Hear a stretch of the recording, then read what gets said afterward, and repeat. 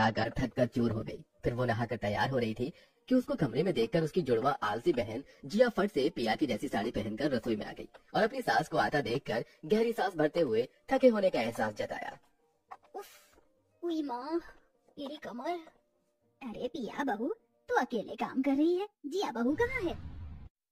जी वो माँ जी, जिया को जरा देर से उठने की आदत है, मैं उठा देती हूँ जाकर। जिया ने चालाकी दिखाकर अपनी सास की नजर में खुद को कामकाजी साबित किया। इधर सास गुस्से में पिया के कमरे में आ धमकी, जहाँ पिया को सजता धजता देखकर वो पिलकते हुए बोली, तो यहाँ लीपा पोती में लगी हुई और वहाँ बेचारी पिया बहू रसोई में अपनी कमर तोड़कर काम कर रही है। अरे ये सजना सवरना भागा थोड़ी जा रहा है, थोड़ी साफ सफाई करवा देती अपनी बहन के साथ तो तेरे के हाथ घिस जाते। इतना भला बुरा सुनकर बेचारी पिया की आंखें भर आई। जिया की बच्ची, मुझे लगा नहीं था कि तू ऐसा करेगी। ऐसी बहन होने से भला तो दुश्मन होता है। कमर तोड़कर काम मैंने किया और क्रेडिट ये ले गई। फिर थोड़ी ही देर में दोनों बहनों की पहली रसोई की रस्म शुरू हो गई, जहाँ वसुंधरा एक बार फिर पिया को जिया समझकर धमकाते हुए बोली, देख जिया बहू, तेरी एक भूल मैंने नजरअंदाज कर दी, मगर इस बार कोई काम चोरी नहीं चलेगी।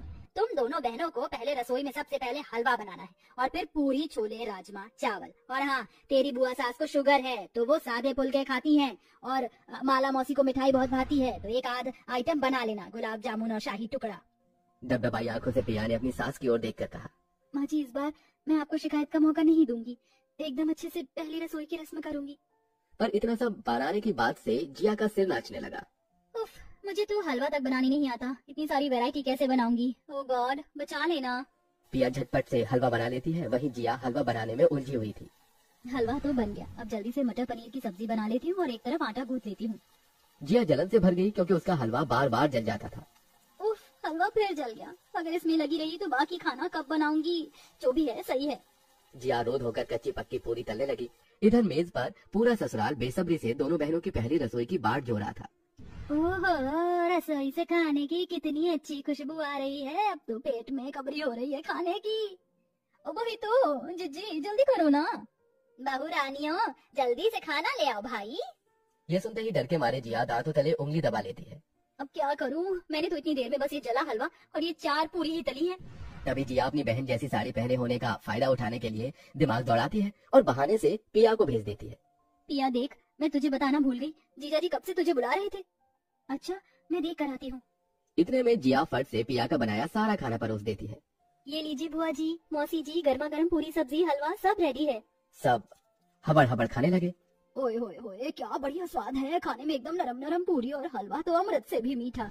हाँ, मगर इसकी दूसरी बहन कहाँ है?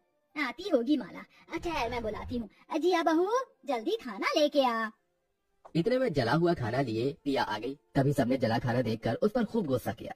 ये कैसी भट्टी में से पूरी पका कर लाई है, एकदम जली हुई है, और इसी को अपनी बहन से कुछ बेलूड़ी कहेंगी।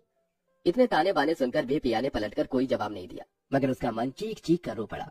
जिया ने मेरे साथ छल कपट किया है, सिर्फ सासू माँ से बड़ाई सुनने के लिए। सभी ने जिया को पहली रसोई में रुपए पैसे गहने बहुत कुछ दिया। ये लो पिया बहू, तुम में हर गुण भरा है, तुम ही इस 9 लाख हार के काबिल हो। धन्यवाद माँ जी। बेचारी मेरी बहन, इस 9 लाख हार के काबिल हो। धन्यवाद माँ जी। बेचारी मेरी बहन, मैंने उसको बुद्धू बना दिया, इसलिए तो मैंने डिट्टो इसके जैसी साड़ी खरीदी है।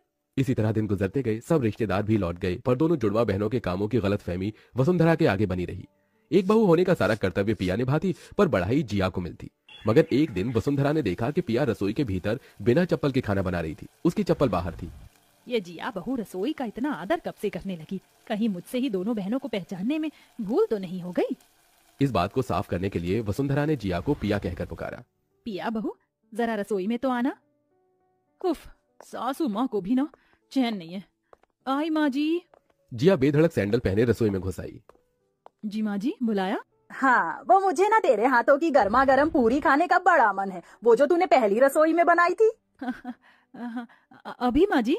हाँ बहू, 4 पूरी तलना तेरे बाएं हाथ का खेल है। क्यों नहीं माँ जी, वैसे भी मेरा हाथ एकदम नपा तुला हाथ है। जिया बहू, तू जा बाजार से जरा सब्जी ले आ। वसुंधरा ने पिया को भेज दिया। जिया का चेहरा पीला पड़ गया। उफ, आज तो बुरी फंस गई जिया। जिया ने पिया की तरह नरम नरम पूरी तलने की कोशिश तो खूब की, मगर जली पूरी देखकर सास ने कहा, रहने दे जिया बहू, ये पूरी तुझसे नहीं बनेगी। तूने पिया के नाम का सहारा लिया और मैं हमेशा उस बेचारी को खरी खोटी सुनाती रही, जबकि सर्वगुण संपन्न है वो और कामचोर है तू। सासू माँ मुझे माफ कर दीजिए, मैं बस खुद को अच्छा साबित करना चाहती थी, मुझे बस एक मौका दे दीजिए। इतने में पिया आ जाती है।